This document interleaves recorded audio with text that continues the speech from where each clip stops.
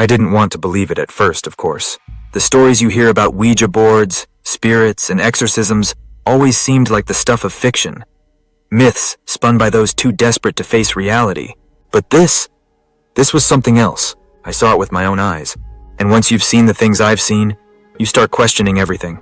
It began like it always does, innocently enough.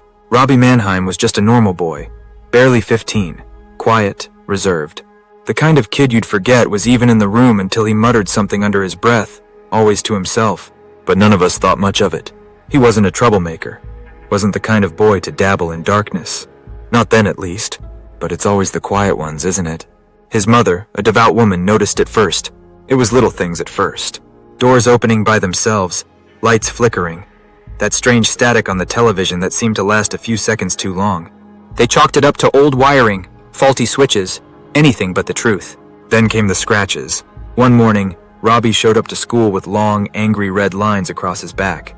He swore he didn't know how they got there. His mother believed him, but his father, well, let's just say Robbie had always been a disappointment to him. His father dismissed it as teenage rebellion, said he was looking for attention. If only it had been that simple. A week later, I got the call. They wanted me to come by, said something strange was going on. Robbie had started using a Ouija board, they said. One of those late-night dares kids do when they think nothing bad can ever really happen. But something had answered. The moment I walked into that house, I felt it. The air was thick, wrong somehow, like the walls themselves were holding their breath. There was a smell, too. Faint, but metallic, like blood and something rotting just beneath the surface. I told myself it was the power of suggestion. I wish I'd listened to my instincts and left right then. Robbie was sitting at the kitchen table, the Ouija board laid out in front of him. His eyes were fixed on the board, unblinking. His fingers lightly rested on the planchette, unmoving. His mother stood behind him, wringing her hands, eyes wide with fear. His father was nowhere to be seen. Coward, I thought, but I didn't say it. It started speaking, his mother whispered, her voice trembling. The board, it moved on its own. I wanted to laugh, tell her it was all nonsense, just a game, but I couldn't. Something in that room, something about Robbie, it made my skin crawl. I cleared my throat. Robbie, I said, trying to sound calm. Did you talk to something? He didn't look up. His lips barely moved when he spoke. I didn't talk. It did.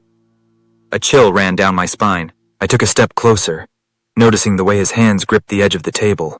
Knuckles white, fingers trembling. His mother started to sob quietly behind me, clutching her rosary like it was the only thing keeping her tethered to reality. What did it say? I asked.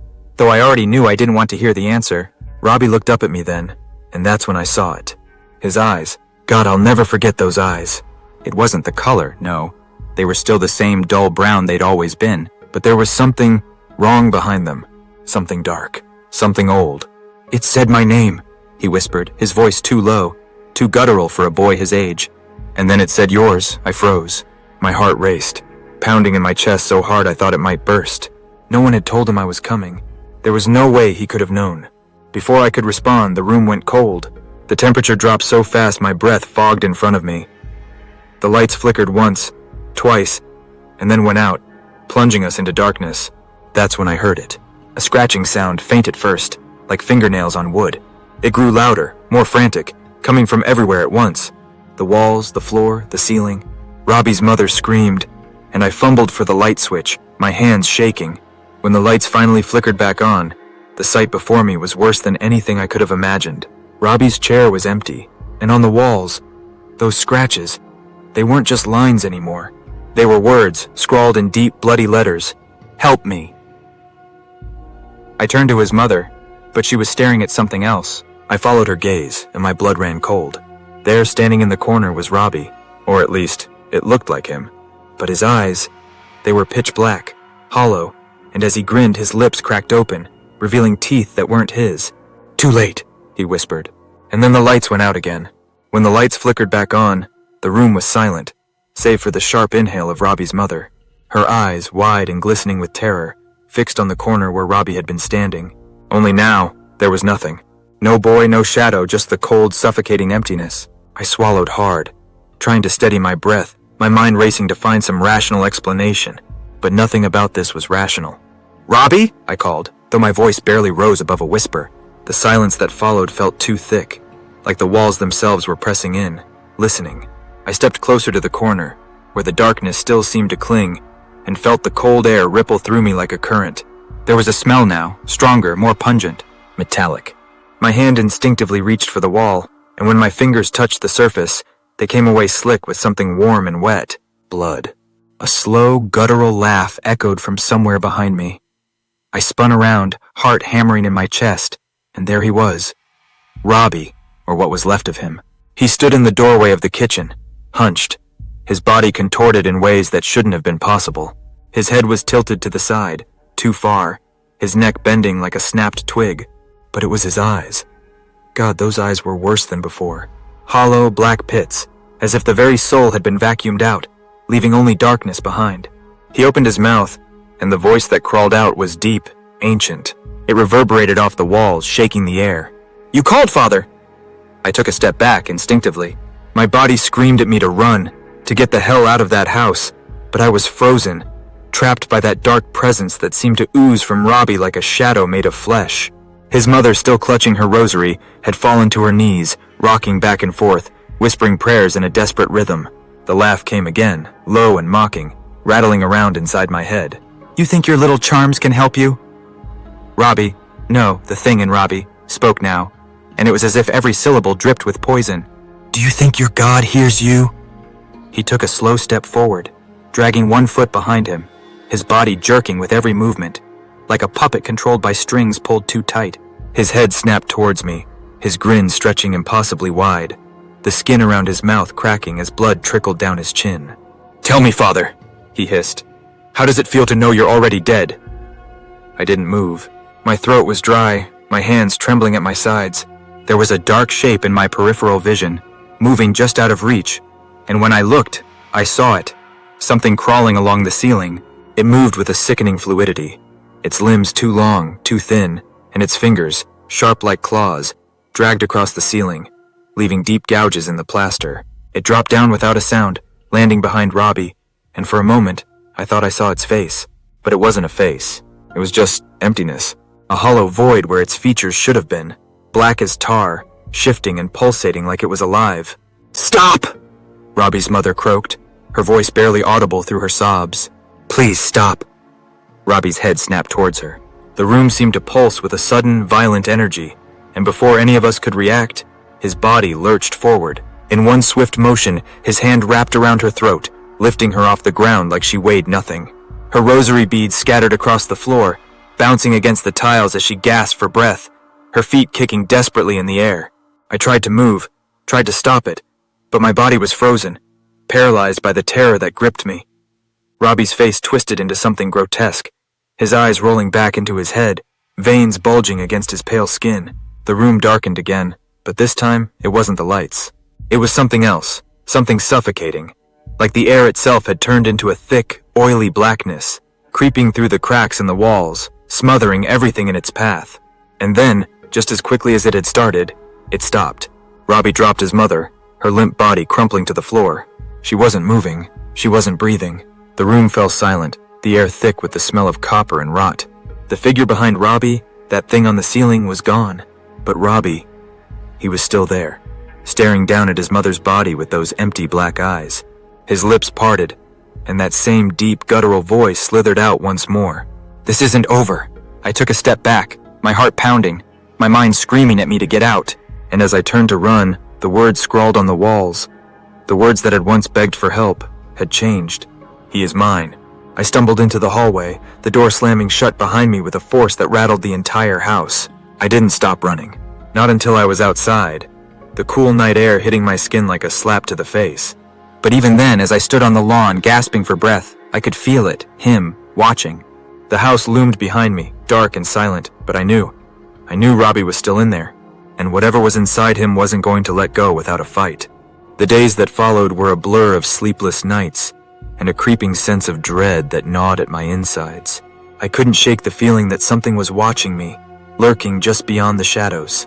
Even in the safety of my own home, every creak, every flicker of light sent a cold shiver down my spine. I tried to tell myself it wasn't real, that whatever I had seen in that house was a figment of a mind warped by stress and fear, but deep down I knew better. I could still see Robbie's twisted smile, still hear that voice, ancient, mocking, echoing in my head. The church had sent a team, of course. They tried to dismiss it at first. Possession is rare, they said. It's more likely a case of mental illness or extreme trauma. But they hadn't seen what I'd seen. They hadn't heard the voice that slithered through the walls, the way it had gripped Robbie's very soul and twisted him into something monstrous. By the time they agreed to send an exorcist, it was already too late. The night the exorcism was supposed to happen, I found myself standing outside the Mannheim house once again. I hadn't been able to stay away. I told myself it was out of concern, that I was there for Robbie, to make sure he got the help he needed. But the truth was darker, more selfish. I needed to know. I needed to see it, to confirm that what I had witnessed was real, that I wasn't losing my mind. The house looked the same from the outside, an unassuming suburban home, lights dimmed in the windows, the faint glow of street lamps casting long, eerie shadows across the lawn. But as soon as I stepped foot onto the property, I felt it again, that heavy, suffocating presence. It was as if the air itself had turned to tar, thick and clinging, seeping into my skin. I hesitated at the door, my hand trembling as it hovered over the doorbell. From inside, I could hear faint murmurs, voices low and tense. The priests had arrived. The exorcism was about to begin. I rang the bell. The door swung open almost immediately. It was Robbie's father who answered, though he barely looked like the man I remembered. His face was gaunt, hollow, dark circles etched beneath his eyes like bruises. He stared at me for a long moment, as if trying to place who I was, before finally stepping aside without a word. Inside, the house was darker than I remembered. The lights were dim, casting long, grotesque shadows on the walls, and the air was thick with the smell of incense and something else. Something sour, rotten. I could hear chanting coming from the living room, low and rhythmic. The priests were already at work. I followed the sound, my heart pounding in my chest as I entered the room. And there he was, Robbie. He was strapped to a chair in the center of the room, his wrists bound by thick leather straps, his head slumped forward, his eyes hidden beneath a curtain of dark, greasy hair. The priests stood on either side of him, their voices rising in unison as they recited passages from the Bible, their faces pale, tense. But Robbie didn't move. Not at first. The priest closest to him, Father Byrne, I think his name was, stepped forward, raising a small silver cross in his trembling hand. "In the name of the Father, the Son, and the Holy Spirit," he began, his voice wavering. "I command you to leave this boy. Return to the abyss from which you came." For a moment, nothing happened. The air in the room seemed to still, the chanting hanging in the air like a suffocating fog. And then, without warning, Robbie's head snapped up, his eyes wide and black as night. His lips twisted into that same grotesque smile I had seen before, the skin around his mouth cracking as it stretched impossibly wide. The lights flickered. The temperature in the room plummeted, the air turning so cold I could see my breath. And then Robbie laughed. It wasn't the laugh of a teenage boy. No, this sound was something else, something ancient, primal. It echoed through the room, bouncing off the walls, rattling the very air around us. "You think this will save him?" The voice that came from Robbie's mouth wasn't his own. It was deep, guttural, like nails scraping across stone. "You think your God has power here?" Father Byrne took a step back, his face pale. The other priest, Father O'Leary, continued chanting, louder now, his voice rising in desperation. But the more they chanted, the louder Robbie's laughter became, until it filled the room, shaking the walls, making the lights flicker and dim. Suddenly, the chair beneath Robbie's body began to shake violently, the leather strap straining as his body convulsed. His back arched unnaturally, bones cracking, skin pulling taut as his body writhed against the restraints. "Enough!" Father Byrne shouted, thrusting the cross forward. "In the name of Christ, I command you to leave this boy!"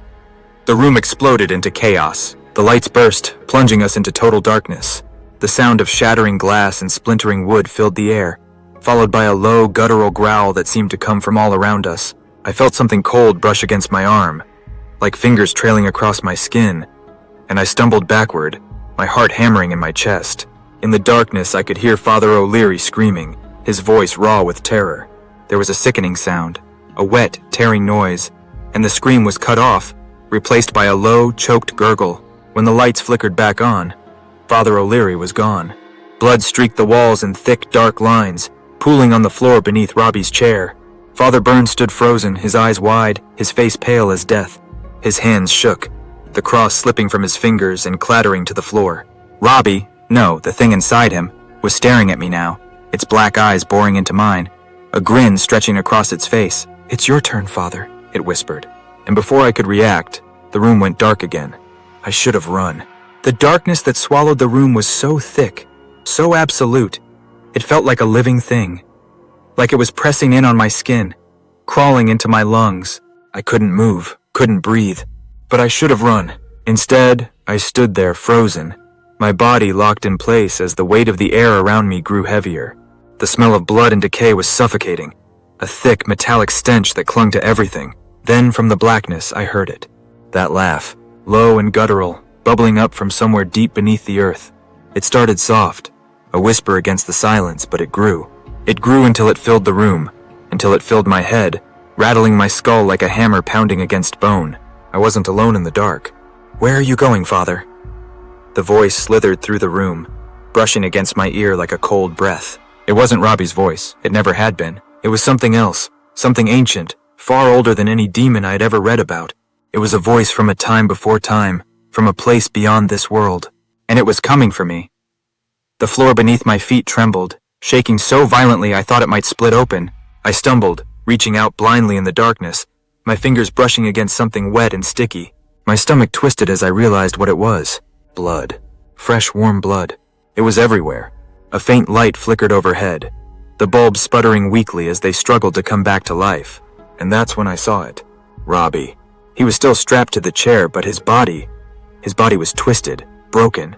His head hung at an unnatural angle, his limbs bent and contorted, bones sticking out where they shouldn't have been. The skin on his face had pulled tight over his skull, giving him the appearance of a corpse, though his lips were still curled into that sickening smile. His eyes, those empty black pits, were still locked on mine. He opened his mouth, and from the darkness around him, the voice spoke again. "You never should have come here." Something moved in the shadows behind him. I could see it now. A shape, a figure crawling along the ceiling like an insect, its long, spindly limbs scraping against the walls. It had no face, no eyes, just a blank, shifting void where its features should have been. It twisted its head toward me, and though it had no mouth, I swear I could hear it smiling. The lights flickered again, and the room plunged back into darkness. My heart raced, my mind screaming at me to run, to get out, but my feet were rooted to the spot. Then, from the blackness, I felt it, a hand, cold and clawed, wrapping around my ankle. I gasped, trying to pull away, but the grip tightened, yanking me down to the floor.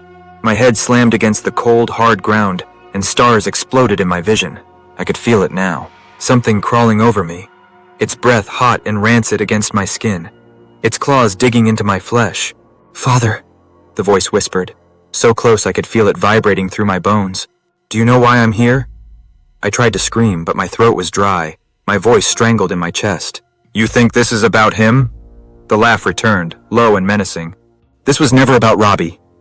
The lights flickered back on, and for the briefest moment I saw it, the thing standing over me.